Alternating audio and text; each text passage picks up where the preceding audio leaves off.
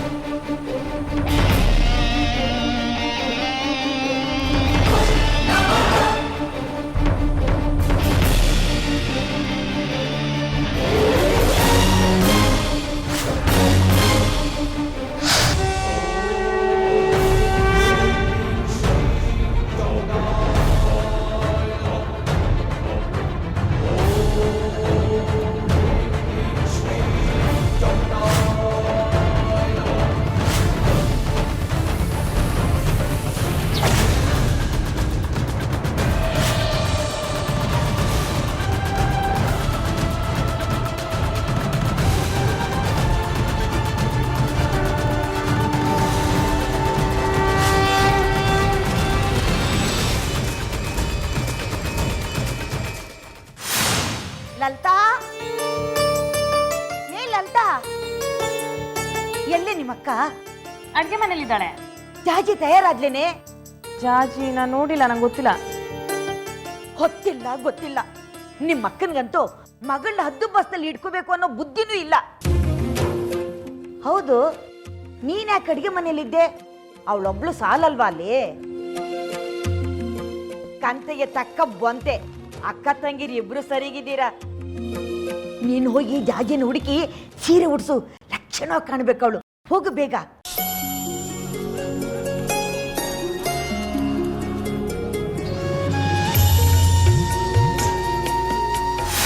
ಅವರೇನೋ ಮಗನ ಕರೆಸ್ತೀನಿ ಅಂತಾರೆ, ಆದ್ರೆ ನೀವೇನ್ ಮಾಡ್ತೀರಿ?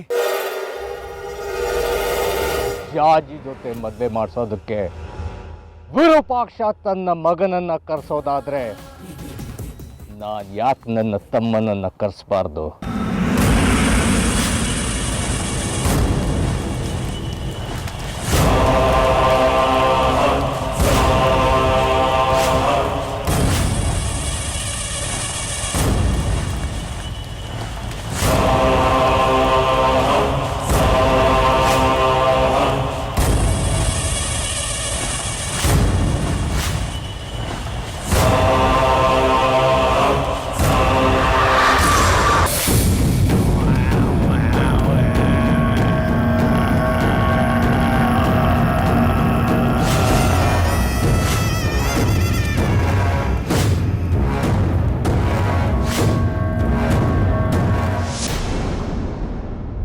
ಏನು ಅಂದ್ರೆ, ಆ ಹುಡುಗನ ನೋಡಿದೀರಾ?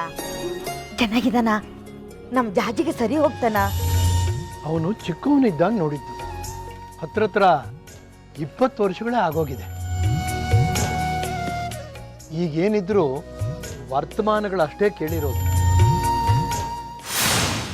ಹೌದು ಮಣಿಕಂಠ, ನಾನು ನನ್ನ ತಮ್ಮನ್ ಕರೆಸ್ತೇನೆ, ಸಂಬಂಧ ಕುದುರಿಸ್ತೇನೆ, ಜಾಜಿ ಜೊತೆ ಅವನ ಮದುವೆ ಮಾಡಿಸ್ತೇನೆ. ವಿರೂಪಾಕ್ಷನಾದರೂ ಹೊರಗಿನವನು, ನಾನು ಲಲಿತಕ್ಕನಿಗೆ ಸೋದರ ಸಂಬಂಧಿ. ಮನೆ ಒಳಗಿನವ್ ನಾನು, ನನ್ನ ಮಾತಿಗೆ ತೂಕ ಜಾಸ್ತಿ. ಆದ್ರೆ ಗುರುಗಳೇ, ನಿಮ್ ತಮ್ಮನೂ ಇದಾನ? ತಮ್ಮ ಅಂದ್ರೆ ರಕ್ತ ಹಂಚ್ಕೊಂಡವನೇ ಆಗಿರ್ಬೇಕಾ ಮಣಿಕಂಠ? ಈ ಹುಡುಗ ನನ್ನ ಮಾನಸ ಸಹೋದರ, ನನ್ನ ಶಿಷ್ಯ.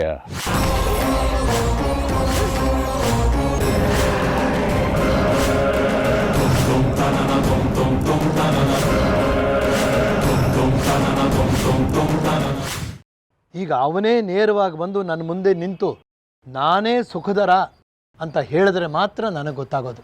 ಅಷ್ಟು ಬೆಳೆದು ಬಿಟ್ಟಿರ್ತಾನೆ ಈಗ ಅವನು. ಮೈ ಬಣ್ಣ ಮಾತ್ರ ಬೆಳ್ಳಗಿದೆ ಅಂತ ಗೊತ್ತು. ಇನ್ನೇನು ಸ್ವಲ್ಪ ಹೊತ್ತು ಅವನೇ ಬರ್ತಾನಲ್ಲ, ನೋಡಿ ತಿಳ್ಕೊಂಡ್ರೆ ಆಯಿತು.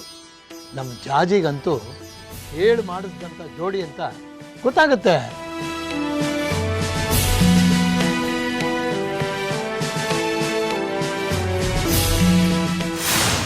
ಅಂದ್ರೆ ಈಗ ನಿಮ್ ತಮ್ಮ ಬರ್ತಿದಾರಾ? ಬರ್ತಾನೆ ಮಣಿಕಂಠ, ಬರ್ತಾನೆ. ನಾನು ಅವನನ್ನ ಕರೆಸ್ತೇನೆ.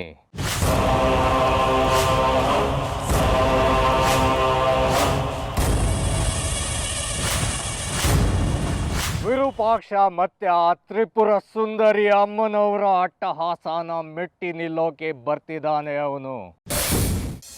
ವಿರೂಪಾಕ್ಷ, ಇದು ಆರಂಭ. ನೀನು ನನಗೆ ಮಾಡಿದ ಅನ್ಯಾಯಕ್ಕೆ ಶಿಕ್ಷೆ ಅನುಭವಿಸ್ತೀಯ. ಅದು ನಿನ್ನ ಮಗನಿಂದಲೇ ಅನುಭವಿಸ್ತೀಯ.